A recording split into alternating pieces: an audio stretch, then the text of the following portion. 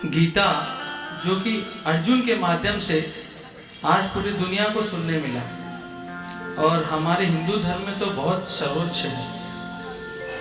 अगर हम ध्यान से पढ़ें इस गीता को तो जितने भी हमारी लाइफ में प्रॉब्लम है वो सब चीज का सॉल्यूशन उसमें मिल जाएगा आपको। जैसे अर्जुन खड़ा रहता है कुरुक्षेत्र में, खड़ा रहता है तो सामने देखता है कि उसके रिश्तेदार मतलब सब परिवार वाले हैं। अब मारूं तो कैसे मारूं, आंखों में आंसू आ जाता है, नहीं मैं नहीं मार सकता इसको, कांपने लग जाते हैं अस्त्र उसके, क्या करूं मुझे तो समझ में नहीं आता। भगवान कृष्ण सामने खड़े रहते हैं, भगवान मैं क्या करूं, मुझे तो कुछ समझ में नहीं आ रहा, अब आप ही मुझे कोई रास्ता दिखाओ, रास्ता दिखाओ, मैं भटक चुका हूं। तो कृष्ण भगवान बोलते हैं तो भटक मत, क्योंकि दुनिया जो रास्ता दिखाता है वो स्वयं तेरे सामने खड़ा है, तो तुझे चिंता की क्या बात। तो बोलते हैं इमोर्टल सोल का ज्ञान देते हैं, मतलब अजर अमर का ज्ञान क्या होता है। जैसे आत्मा एक बॉडी से दूसरे बॉडी में जाती है, जैसे आत्मा एक बॉडी से दूसरे बॉडी में जाती है और जिस प्रकार हम पुराने कपड़े उतार के नए कपड़े पहनते हैं, उसी प्रकार आत्मा अजर अमर रहती है, खाली शरीर मर जाता है। और क्षत्रिय का एक धर्म होता है कि अगर सही के लिए उसको कुछ भी करना पड़े, अगर सही के लिए उसको शस्त्र भी उठाना पड़े तो कोई बुराई नहीं है इसमें। समझता है वो, धीरे धीरे समझने लगता है। और इस गीता में 18 अध्याय और करीब 700 श्लोक के बोला गया है इसमें। वैसे तो भगवान की पूरी गीता ही महत्वपूर्ण है, लेकिन जो बहुत इंपॉर्टेंट है वो 27वां श्लोक, जैसे आज की जनरेशन पे बहुत सूट करता है श्लोक। क्या कि हम क्या करते हैं, फल की इच्छा चाहते हैं कि पेड़ नहीं उगाए, फल मिल जाए जल्दी से, बस तोड़ के खा जाए उसको। कर्मण्येवाधिकारस्ते मा फलेषु कदाचन। भगवान मानो ये कहना चाह रहे हैं कि तुम अपना कर्म करो, फल की इच्छा मत करो, फिर मैं किस लिए बैठा हूं। फल देना होगा तो मैं खुद दूंगा, वो टाइम तो लाओ। सिर्फ कर्म करो और बाकी इच्छा गोविंद पर छोड़ दो। लेकिन क्या होता है ना, आज के जो जनरेशन है वो काफी डिस्टर्ब रहती है, कैरियर को लेके काफी कंफ्यूज रहती है। कभी सोचती है अरे ये करने से मेरा काम होगा कि नहीं, ये मैं करूं कि नहीं। कभी बोलता है कि मैं डॉक्टर बन जाऊं, कभी बोलता है मैं लॉयर बन जाऊं, कभी बोला कि मैं नेता बन जाऊं, और कभी बोलता है कि मैं व्यापारी बन जाऊं। तो पल पल में डिसीजन चेंज। इसका मेन कारण क्या है जानते हैं? इसका मेन कारण है मेहनत।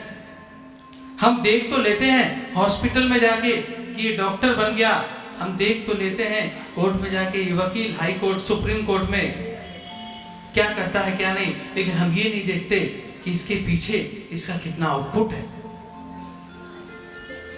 आउटपुट होगा तभी तो फल मिलेगा।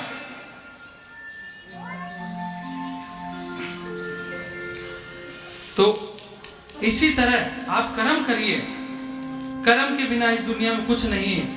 और अगर ये श्लोक अगर ध्यान में रखेंगे ना तो क्या होगा जानते हैं, इस श्लोक से आपके नेगेटिव थॉट्स है ना वो निकल चुके होंगे। क्योंकि जब आपको फल की इच्छा नहीं होगी तो आपको चिंता की क्या बात होगी। तो कर्म करिए। भगवान ये बोलते हैं जैसे कि एक बच्चा रहता है घर में और एक माँ रहती है। माँ बोलती है बेटा एक काम करना, तू खेलने जा, मैं तेरे को ना चॉकलेट दूंगी।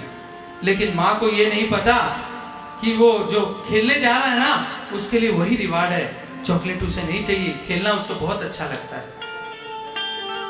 जैसे कोई क्विज कॉन्टेस्ट में या कोई कॉन्टेस्ट में भाग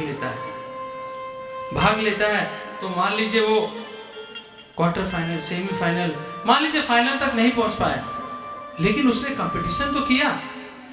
अरे हारे जीते आगे जाए उससे कोई फर्क नहीं पड़ता, लेकिन आप उसमें वो कर्म तो करो। आपको कैसे मालूम कि आपको फल मिलेगा कि नहीं मिलेगा?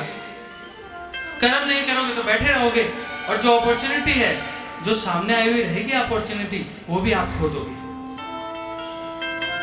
और आजकल लोग बात बनाते हैं, मॉडर्न लाइफ है भाई, हर कोई बात बनाएगा, हर छोटी छोटी चीजों का इश्यू तो होना ही है।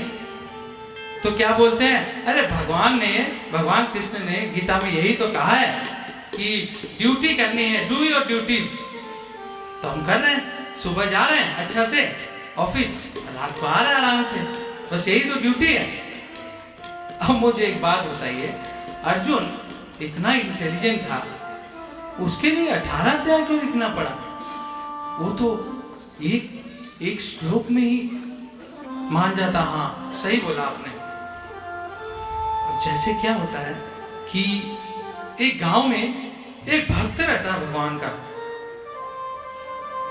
भक्त जब बाढ़ आने वाली होती है उस गांव में, और जब बाढ़ आने वाली होती है तो एक जीप आती है सामने, बोलती है अरे बाढ़ आने वाली है, सब तो अपनी सुरक्षित जगह पे पहुंच रहे हैं और उनको मिल भी गया है, तुम बचे हो और कुछ थोड़े बचे हैं, एक काम करो जीप में आ जाओ। तो वो बोलता है अरे मुझे तो पूर्ण विश्वास है भगवान पे, एक काम करो तुम चल जाओ। अरे बड़े पागल हो, बड़े मूर्ख हो, मौत को बुलावा तुम खुद ला रहे हो और बोलते हो भगवान बचाएंगे। तो बड़ा मूर्ख है, फिर मैं निकल जाता हूं।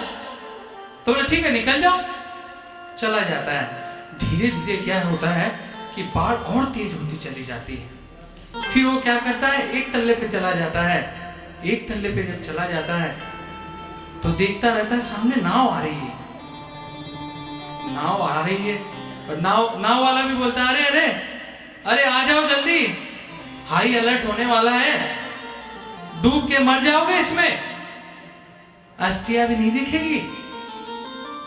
तो बोला अच्छा नहीं जाओ, तुम लोग डरते होगे इस तूफान से, इस बाढ़ से, मैं तो डरने वाला नहीं हूं, क्योंकि बाके बिहारी मेरे साथ है, खुद साथ है, मैं इतनी पूजा पाठ करता हूं, तो वो इतना भी रहम नहीं करेगा कि मुझे लेके चला जाएगा।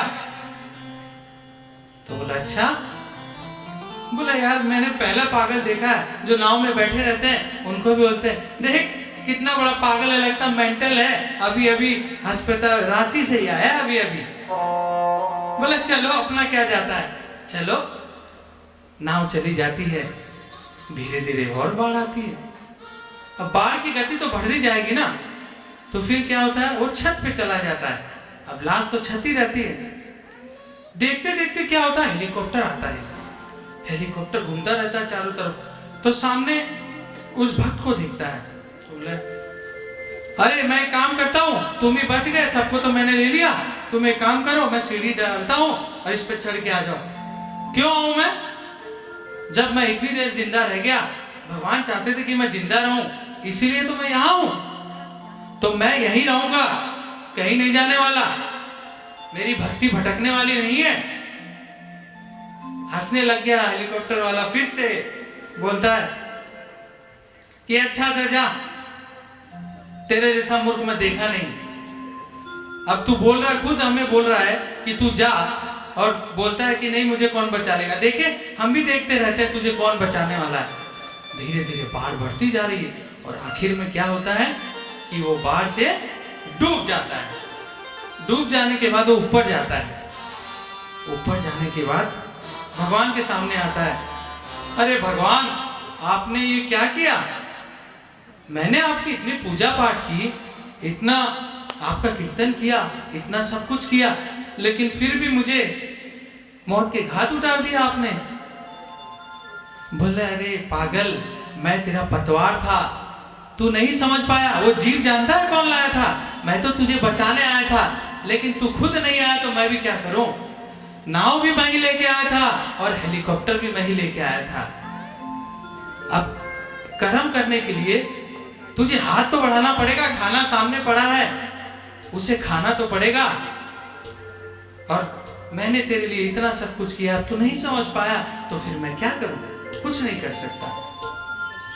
तो ऐसे कर्म बहुत जरूरी है। और भगवान ये समझाते हैं कि अर्जुन को समझाते हैं कि मैं कब कब अवतार लेता हूं। बोलते हैं कि मैं जब अवतार लेता हूं जब धर्म का पतन होता है और अधर्म गति से बढ़ता चला जाता है, और इतनी गति से बढ़ते चला जाता है कि मुझे अवतार लेना पड़ता है। जैसे आप जानते हो कंस बहुत दुराचारी हो गया था, ऐसे नहीं हो गया था, प्रजा के लिए सहन नहीं कर पा रही थी प्रजा, करे तो क्या करें, भगवान ने अवतार लिया और अवतार लेने के बाद उसका अंत कर दिया। और उसी तरह रावण ने भी बहुत अधमता फैलाई और राम ने, भगवान ने जन्म लेके उसको भी मृत्यु के घाट उतार दिया। फिर गीता में ये कहा गया है कि भगवान के 4 टाइप के भक्त होते हैं, 4 टाइप के कैटेगरी के भक्त होते हैं। तो सुनिए, एक होता आर्थ, दूसरा होता अर्थार्थी, तीसरा होता है जिनाशु और तीसरा होता है जनानी।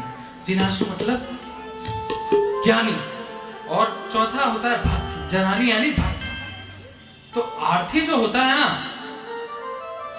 भगवान को कैसे बुलाता है जानते हैं? वो बहुत दुखी होता है इसलिए बुलाता है।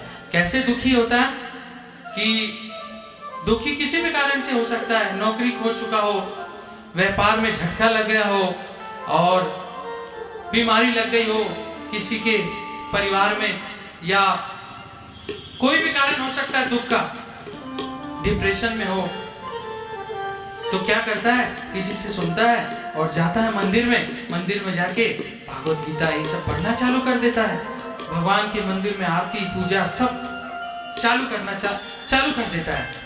और जब उसका, अब ये क्या होते हैं, जो फंस जाते हैं ना बुरी तरह, वो भगवान को याद करते हैं, और जब उनका काम हो जाता है ना, तो मंदिर से भी गायब और पूजा पाठ से भी गायब, फिर तो मौज मस्ती। जैसे ये तो वही कहानी हो गई, जैसे हम समोसे खाते हैं, पकोड़े खाते हैं, पार्टियों में जाते हैं, पिज्जा खाते हैं, वाह क्या आइटम है, रोज रोज तो बड़े बड़े आइटम मिलते हैं, अच्छे भी मिल रहे हैं, लेकिन अचानक क्या होता है, रात को पेट में दर्द पकड़ लिया, अब करे तो क्या करें? फिर कोई किसकी याद आई?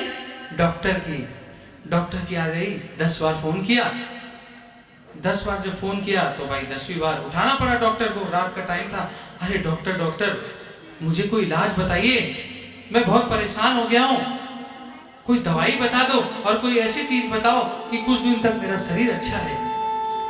तो बोला ठीक है, अब परेशान तो कर दिया है आपने मुझे, अब लिखो दवाई लिख दे। तो बोला अच्छा ये दवाई ले लेना, पेंडी ले लेना, पेनफोर्टी ले लेना, फिर जब और ज्यादा पेट दर्द हो तो डोटिन ले लेना।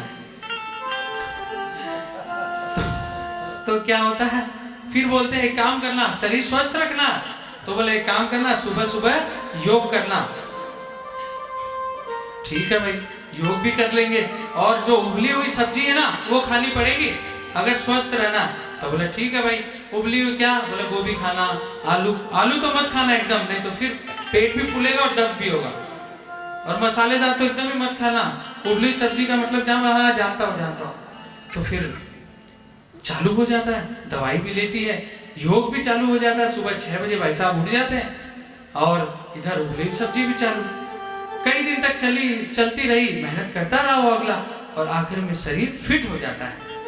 और जब शरीर फिट हो जाता है तो अब धीरे धीरे क्या हुआ, योग भी खत्म और उबली हुई सब्जी खाना भी बंद, और लास्ट में बोलता है अरे उस डॉक्टर का तो नाम ही मत लो, क्यों परेशानियों को गले लगाऊं, अब तो मैं फिट हूं, अच्छा हूं मैं, और मुझे क्या चाहिए।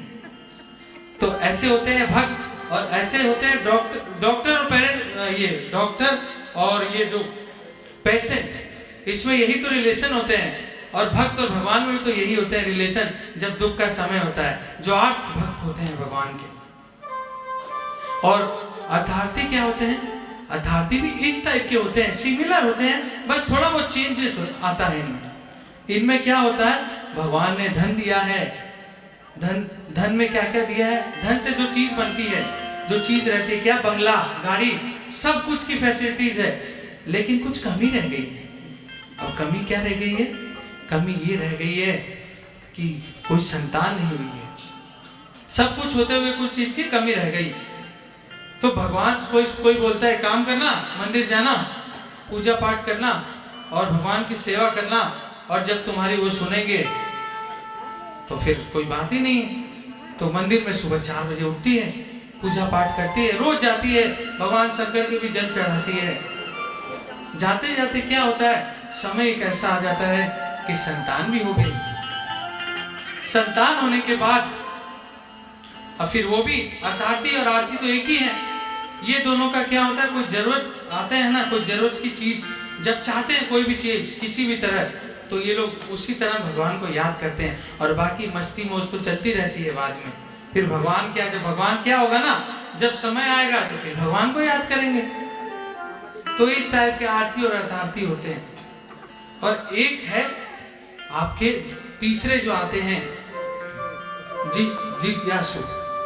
जिज्ञासु यानी जिनका नॉलेज सेक्टर होता है, उनको ना धन से मतलब है, ना किसी दुख से मतलब है, उनको खाली ज्ञान से मतलब है। ज्ञान क्या कि भगवान का रहस्य जानना चाहते हैं। जैसे भगवान ने क्या क्या किया, भगवान क्या क्या चाहते थे, भगवान ने क्या क्या ऐसी लीलाएं रची थी जिससे लोग भक्त इतना भगवान पे विश्वास करते हैं, रिसर्च करते हैं वो लोग। उनको और किसी भक्ति से प्रेम नहीं रहता है। जैसे फिलोसफर होते हैं, रिसर्चर होते हैं, उनका काम ही है, उनको और कुछ दूसरी चीज नहीं दिखाई देती है इसके सिवा। और चौथा क्या होता है? चौथा सबसे बड़ा भगवान के प्यारे होते हैं, क्योंकि चौथे जो होते हैं वो भक्त होते हैं जो चलाने रहते हैं। भगवान उन्हें कुछ नहीं चाहिए, ना उन्हें दुख से मतलब, ना उनको पैसे से मतलब, उनको मतलब है तो बस भक्ति से।